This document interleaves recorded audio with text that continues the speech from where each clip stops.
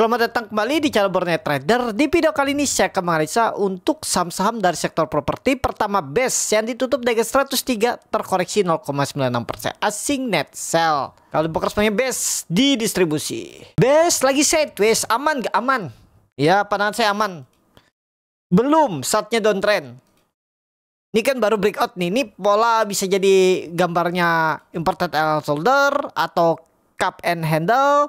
Apapun itu yang Bapak Ibu lihat, yang pastinya neckline 100 jangan jebol. Toleransinya berapa? Bisa 98, bisa 97. Di bawah itu ya gagal. Misal cut loss di 96. Dari harga sekarang lumayan dalam 7%. Ya kalau nggak mau dalam cut lossnya, nawar agak bawah. Ya. Jadi kemana arah BES? Masih berpeluang rebound. Masih sideways arah atas, uji lagi resisten 108, 110. BES itu. Lanjut, ASRI yang ditutup dengan 164 terkoreksi 2,95%. Asing net sell. Kalau dibuka resminya ASRI, akumulasi tipis. ASRI masih aman. Pokoknya yang penting jangan jebol berapa? 150. Memang dalam nggak? Dalam, tapi aman. Ini konfirmasi breakout nih. Kalau menurut saya swing atas, target masih sama 200. Mudah-mudahan September. Kita targetkan 2-3 minggu ke depan. Ya, sideways-nya bagus nggak? Bagus. Tapi ini kembali lagi disclaimer. Coba lihat time frame weekly-nya. Kalau dilihat time frame weekly-nya memang kurang bagus candle-nya. Tapi ya kalau minggu ini pun koreksi, menurut saya nggak lebih dari 10%. Koreksi maksimal 5-7% lah. Kalaupun ada candle merah ya minggu ini. Tapi menurut saya kesempatan buy on support minggu ini. Kalau ada koreksi. ASRI. Itu. Lanjut. APLN yang ditutup dengan 103 sama harga penutupan hari sebelumnya. Asing net sell. Kalau buka resminya APLN, akumulasi tipis.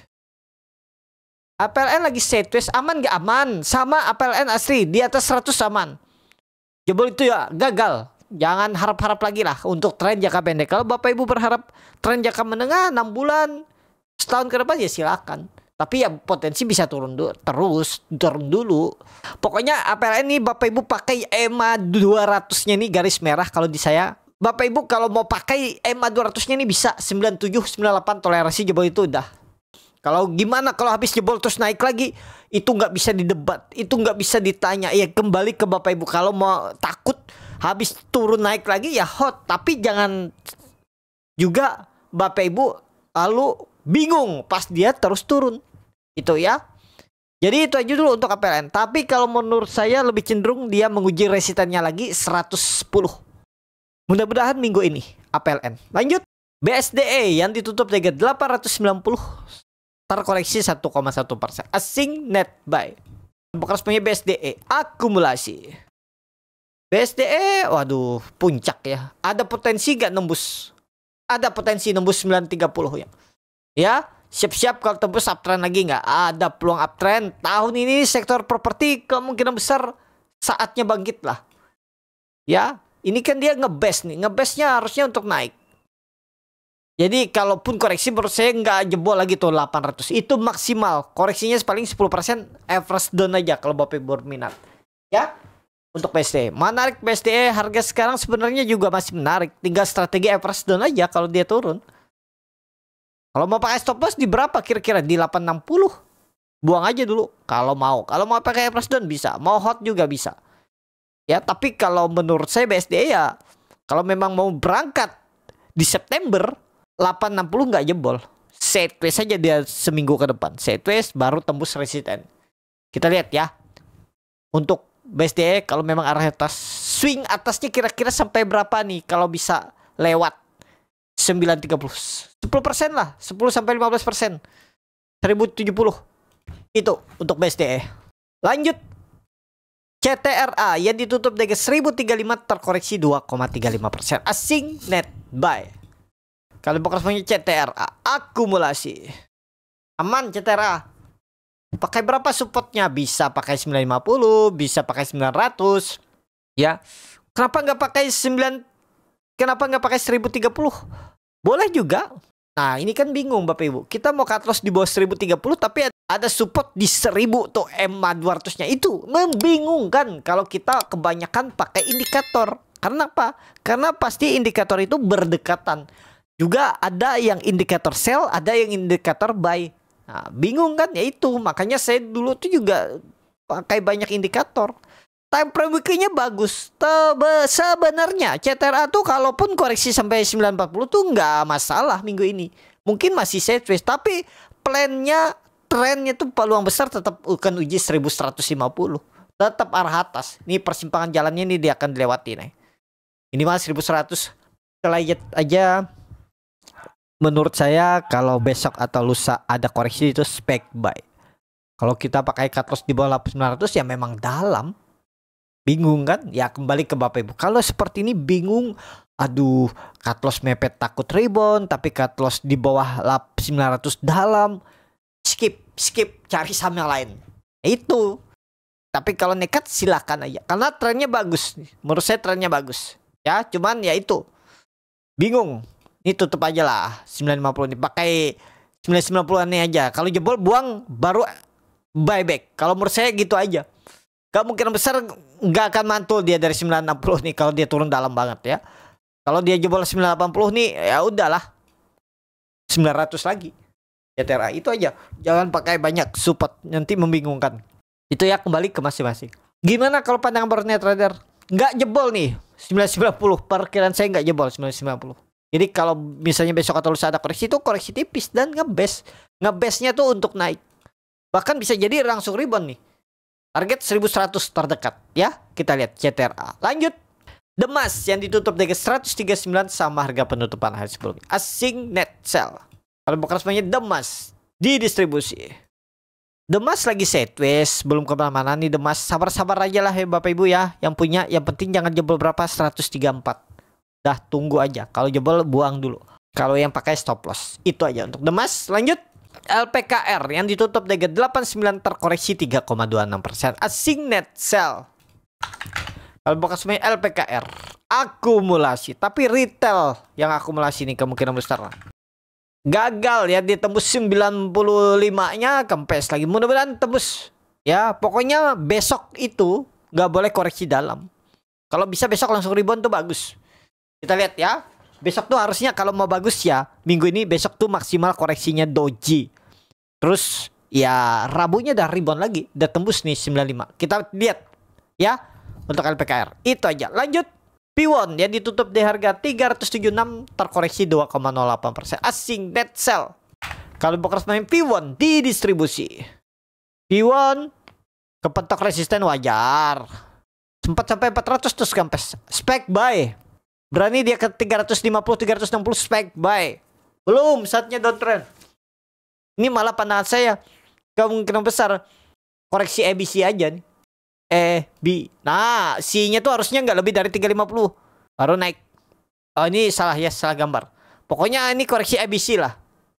Nah, jadi spek buy 360 350 tuh kalau ke situ. Ya. P1 target sama masih akan tembus 440, 430. P1. Mudah-mudahan tahun ini harusnya bisa tembus kalau pandangan saya untuk P1. Itu. Lanjut. SMRA yang ditutup di harga 436 terkoreksi 3,11%. Asing net sell. Kalau bukan semuanya SMRA di distribusi. Spek buy kalau kata 420 400 tuh jangan takut ya, berani dia koreksi, tunggu di bawah spek buy. Belum downtrend, nggak akan downtrend. Jadi kalau turun paling jeleknya itu 400 dan potensi besar history rebound lagi sideways. Belum downtrend, lebih cenderung uptrend sama properti ya. Jadi spek buy kalau dia dekat-dekat 400 420 tuh kalau berani ya. Disclaimer analisa kembali. Lanjut Pani yang ditutup dengan 15.875 terkoreksi 0,78%. Asing net buy. Kalau bukan semuanya Pani di distribusi. Pani sideways. Mudah-mudahan rebound ya. Mudah-mudahan rebound.